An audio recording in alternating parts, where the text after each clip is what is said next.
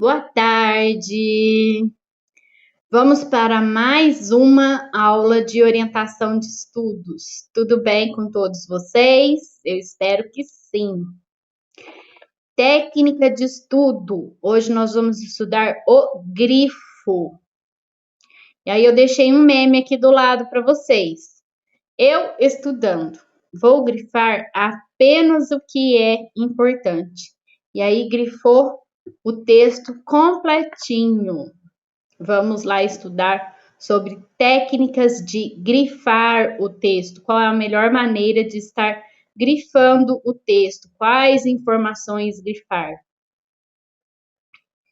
O grifo nada mais é do que uma marcação, que consiste em destacar ou sublinhar um texto enquanto lemos. Existem inúmeras dicas e formas de se executar o grifo. Muitos utilizam apenas lápis preto, outros canetas de cor única ou de inúmeras cores. Seja como for, é possível que você esteja utilizando essa técnica de maneira inadequada, perdendo assim um precioso tempo. Qual é a maneira inadequada de grifar um texto? É você sair grifando aleatoriamente. Mas hoje nós vamos ver se essa é uma técnica boa de estudo e nós vamos ver como grifar de uma maneira mais eficiente os textos. Mas o que eu devo grifar? Um problema comum é a utilização excessiva do grifo. Assim, ao invés de pequenos trechos amarelos, muitas vezes vemos uma real mudança da cor da página. Com certeza você já se deparou com um grifo excessivo. Nessa situação, incidimos no primeiro erro, a falta de foco e priorização. Antes de mais nada, é preciso entender que não dá para sublinhar a esmo, muito menos no momento da primeira leitura. Então, a primeira coisa que a gente tem que fazer quando pegar um texto e for grifar, primeiro ler e depois, talvez, grifar. Mas o importante é você ler, fazer uma leitura rápida do texto.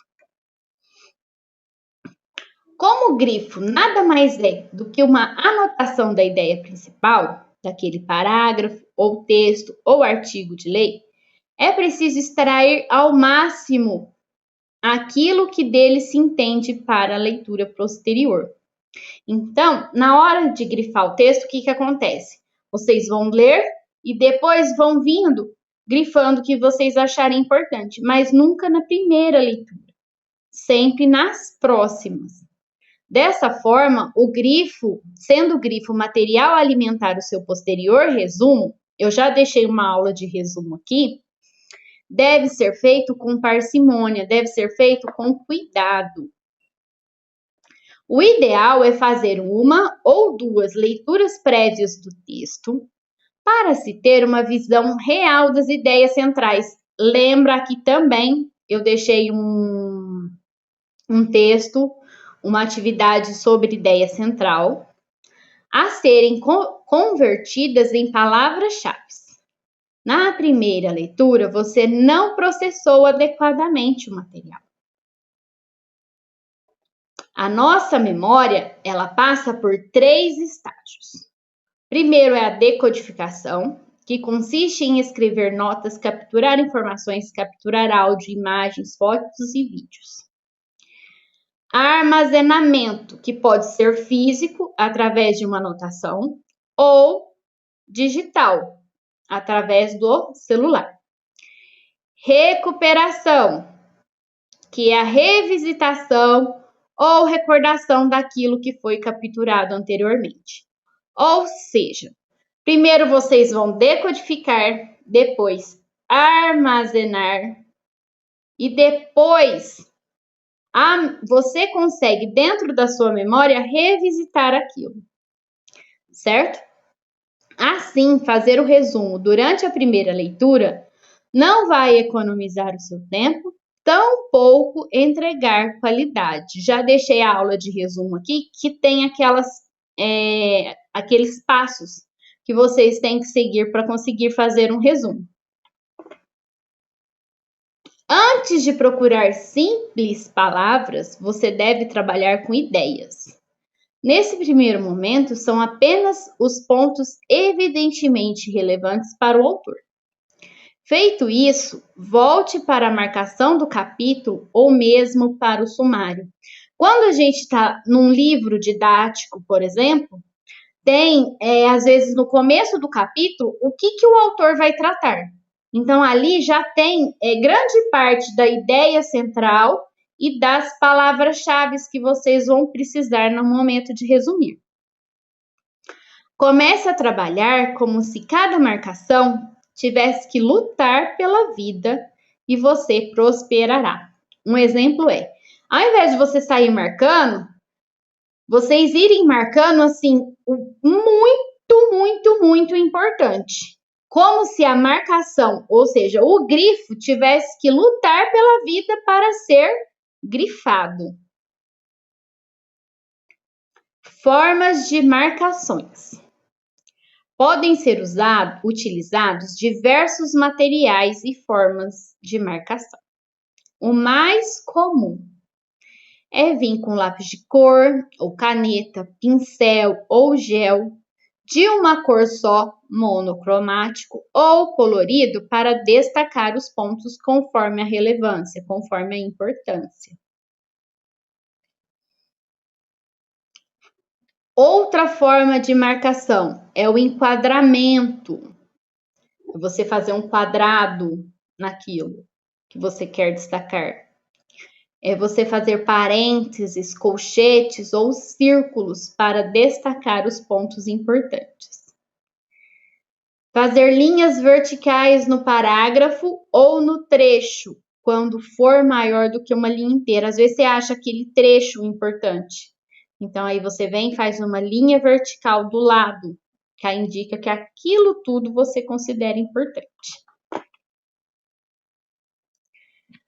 Podem ser utilizados asteriscos ou bolinhas, uma forma econômica de destacar trechos relevantes. Então, aí vocês vêm e faz o asterisco ou bolinha, igual eu fiz aqui, ó. É uma forma de destacar. Setas para ligar ideias complementares, rabiscos e desenhos, para dissecar ideias e fazer associações.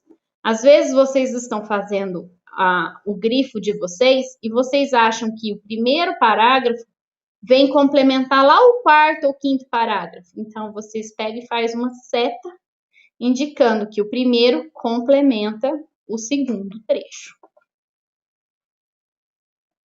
Grifar é priorizar. O estudo estratégico depende da sua capacidade de compreender o que era importante, seja para um vestibular, seja para uma prova de concurso ou uma prova no emprego. Assim, o grifo deve andar em conjunto com a realização de questões. Lembra que eu falei lá atrás que vocês devem grifar o importante? Ou seja, no momento de estudo, vocês pegam as perguntas dos professores. E aí, hora que vocês forem procurar no texto, vocês vão grifando o quê? As respostas. A cada questão realizada, verifique se a sua resposta consta no material de estudo. Caso não tenha marcado, marque identificando essa situação. Por exemplo, vocês estão fazendo um estudo para o vestibular. Então, aí vocês estão com todos os materiais lá. E aí vocês viram que a prova de 2018 tem uma questão muito importante naquele texto. Então, vocês grifam e anotam assim, prova ou vestibular de 2018 e fecha o asterisco. Asterisco não, parênteses. Da mesma forma, se algum assunto, além de cobrado, é repetido frequentemente, marque com destaque específico. Por exemplo, as provas elas caem o mesmo assunto, mais ou menos a mesma questão, em vários anos. Então, aí vocês podem grifar de uma mesma cor o mesmo assunto. Agora, ó, vou falar sobre a escala de cores. Não há uma técnica infalível, mas os que a utilizam costumam criar métodos próprios. Alguns utilizam a cor vermelha para destacar pontos quentes, ou seja, muitos cobrados em prova. Alguns utilizam a cor verde para conceitos ou datas. Outros apenas amarelo para tudo. Independentemente, pense no seguinte: a escala de cores só precisa funcionar para você. Comece simples, comece fácil, leve e rápido. Eu, por exemplo, eu uso assim, ó, o laranja para os muito importantes, o amarelo para os mais ou menos importantes, o azul, o verde para os pouco importantes e o azul para aqueles que quase não têm importância. Aí, vocês têm que desenvolver a técnica de escala de cor de cada um. E para finalizar, lembra lá no começo do vídeo que eu falei assim que nós íamos descobrir se o grifo é uma técnica ativa de estudo? O grifo em si, sozinho, não é uma forma ativa de estudo. Por quê? Porque o grifo, ele não vai fazer a informação interiorizar em vocês. O grifo, ele vai somente é um artifício para vocês utilizarem mais para frente. Por exemplo, no momento de fazer um resumo. Vocês grifam as partes importantes, leem e resumem. O grifo é uma ferramenta que depende de um trabalho posterior para uma forma de estudo dos pontos principais de uma forma ativa. Por exemplo, o resumo já é uma forma ativa de estudo, porque você está lendo, você leu, você grifou, você processou a informação para depois resumir. Por isso que ele é uma forma ativa, ele interioriza os conteúdos. O grifo já não faz isso, certinho? Agora eu vou deixar aqui um espaço para caso vocês tiverem alguma dúvida. Eu estou online no chat, tá bom? Aguardo as interações de vocês.